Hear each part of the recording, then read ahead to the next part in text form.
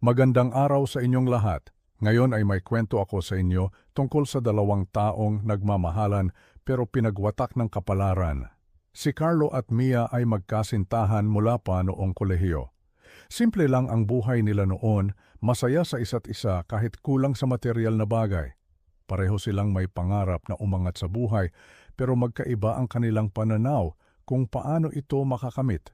Para kay Carlo, naniniwala siya na sa tulong ng tiyaga at sipag, unti-unti silang aangat.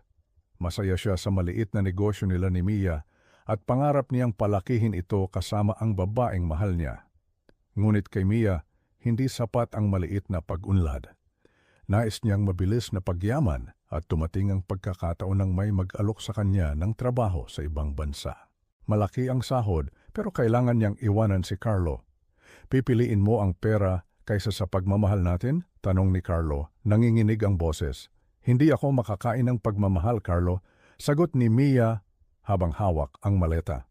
Sa huling pagkakataon, tumingin si Mia kay Carlo. Nakita niya ang luha sa mga mata ng lalaking nagmahal sa kanya ng buong buo. Pero hindi na siya nagdalawang isip. Tumalikod siya at naglakad palayo. Minsan, ang pagmamahal ay hindi sapat para panatilihin ang isang tao sa iyong tabi.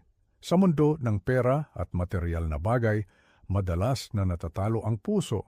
Pero tandaan natin na ang tunay na kayamanan ay hindi lang sa pera na susukat.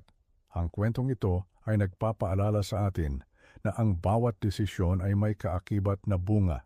Hindi mali ang mangarap ng mas magandang buhay, pero dapat din nating timbangin kung ano ang handang isakripisyo para rito.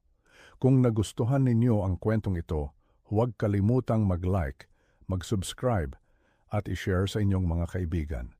Maraming salamat sa pakikinig at hanggang sa muli.